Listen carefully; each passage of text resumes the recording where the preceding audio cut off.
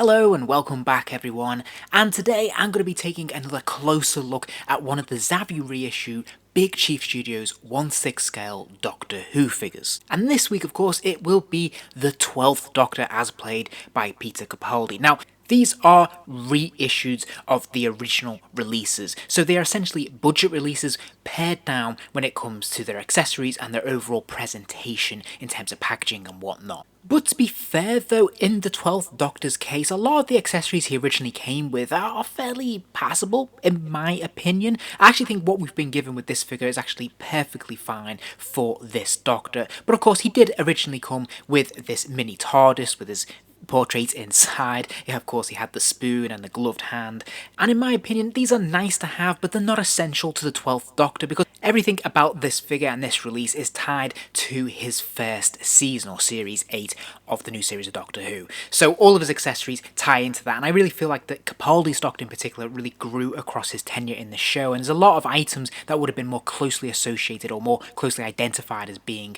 part of the 12th Doctor, such as say his sonic shades or his guitar. And in hindsight, long after his tenure, these accessories that he comes with are actually fairly forgettable in my opinion. So starting with the packaging, if you've seen any of the other videos in my series looking at these Zavvi reissues, you will recognise his packaging by now. The only thing that's different here is that in that central hexagon we have an image of the 12th Doctor figure inside the packaging. Otherwise, this packaging is fairly nondescript. It's got some nice Gallifreyan symbols on the outside and it looks fairly presentable, but it's not the most exciting if you want to put it on display. Likewise, if we look at the side panel, not an awful lot going on here, just the Doctor Who logo, and as I've bemoaned in several other videos, it would have been really nice if we just had an image of the actual Doctor we were purchasing. But nevertheless, if we look at the back of the packaging, we can of course see the other figures in this line. Again, this is exactly the same as all the others in this series. This looks quite colourful and quite fun, but it just doesn't feel very unique or individual. If we open the top lid, we can slide the figure out of its packaging. We can see, of course, this individual card there showing the 12th Doctor and listing his various accessories. It is just a very thin piece of card here, which of course can be taken out and slid back into the packaging there. And then underneath, we do see the figure in his plastic container, which is good. This is nice and strong, keeps him in place, no problem with this, but the outer card container there, which is pure white, just doesn't look very attractive, and it's very, very thin, like surprisingly so, and it feels a little bit feeble to be honest, so a little bit disappointing. Now, there's definitely been a few concerns raised about the quality control with these figures, and unfortunately, my 12th Doctor was no exception. There was definitely a few issues with this figure. But before I get on to that, I did want to talk about the head sculpt, which I do think they've done a tremendous job of. I actually think this is a really solid likeness, and I think the paint apps are very nicely applied here. This looks really good, this looks pretty authentic to what we see on screen, and as I said, I think they've really captured Peter Capaldi's likeness very, very well here. So of course, this is the 12th Doctor from Deep Breath, from his first season as the Doctor, so obviously he has the shorter hair here, but this looks really solid in my opinion. I think it caught a really nice expression, a really nice neutral moment for the 12th Doctor. And I have to say, I love the material they've used for his outer coat. I think this is a really nice, stiff, sturdy, almost velvet feel, which is very, very nicely done, and it looks the part. I was a little bit disappointed by his collar. I've straightened mine up, but when he came in the package, it was actually lifted up, so it didn't look great. This is something I've had with other figures, but the one thing that really annoyed me is that instantly, as soon as I got him out of the box, one of his buttons just popped off his vest underneath there, and this was really infuriating. It just disappeared, and I literally didn't do anything. I just literally lifted it out of the packaging, and as I said, there are some definite issues around quality control with this re-release line. I've been very lucky with my 10th and 11th Doctors, but my 4th Doctor had some issues with his hands, and as I said, with this 12th Doctor here, this button just popped off. Very irritating. That being said though, otherwise the presentation of this figure is top notch. I love all the little details. I love his little belt here with the actual individual buckle. I think that works really well. There's a lot of different materials. I love the silk inlining of his coat there, which is so vibrantly red. I think this looks really, really good. And of course he even has functioning pockets, which I'm always a big fan of, and I'm always disappointed if I don't get this. So really glad to see that his pockets actually work here. Also, I have to say, I love the hands that he comes with, particularly this hand here, which I think works really, really well. It's definitely recreating that very specific pose that we saw in all the promotional images for the 12th Doctor, and I think this really captures the spirit and the essence of the 12th Doctor. So, love that he's got this specially moulded hand. This works really, really well. But likewise, if we look at the other hand, they've carefully made sure to include his ring there, which is very nicely sculpted and nicely painted as well. So, I love that this is on both variants of the hand. Going back to pockets again, if we look at his trouser leg here, we can see, of course, he's got another functioning pocket there, which works really well.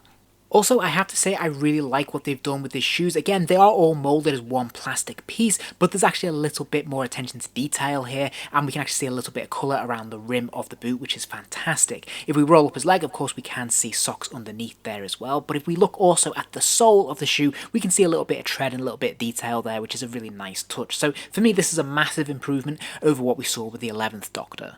He also comes with a light up base as well. Now, I've mentioned this on other videos. Of course, it is the same base applied to all of these reissue figures, so sadly it's not individual, and it's not even the logo that is associated with any of the Doctors that have been re-released, so it is a little bit incongruous. It actually annoys me a little bit because I would really like to have the specific logo associated with each era of Doctor Who represented, but hey, beggars can't be choosers. This is absolutely fine, but I do really like that it lights up.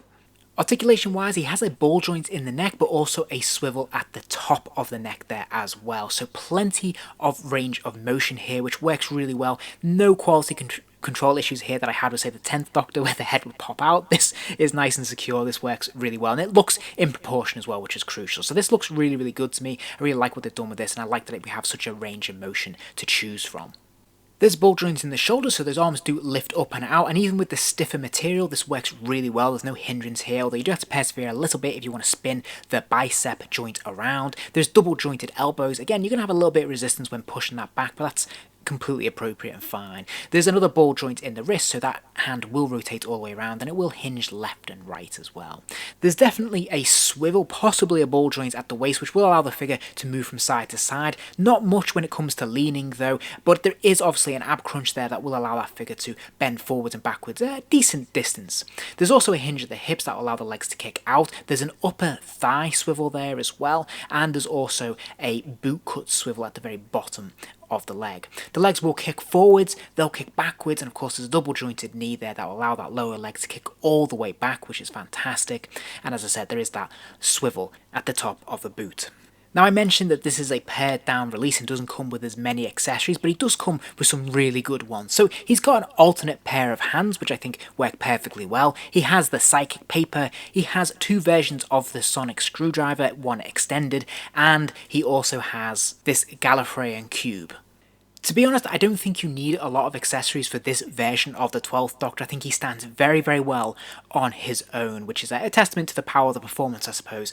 So I think this works really well. I think this looks really, really good. I think there's enough accessories here to make different, interesting visual looks with his sonic screwdriver, his psychic paper, or even that cube, of course. So I think there's enough here to keep it interesting and create different poses and different displays. But ultimately, I don't think you really need many accessories to make this figure and this version of the character really stand out on the shelf.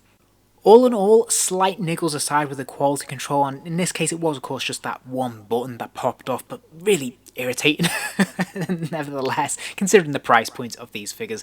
But all in all, I have to say I really do like this figure. In fact, I think it might be one of my favourites of the ones I've reviewed in recent weeks. I think there's something about this figure that really just stands out, and it might be to do with the way he's posed and his hands and whatnot, but he just looks really dramatic and really interesting no matter what you do with him when you put him on display, which I wasn't expecting, to be honest.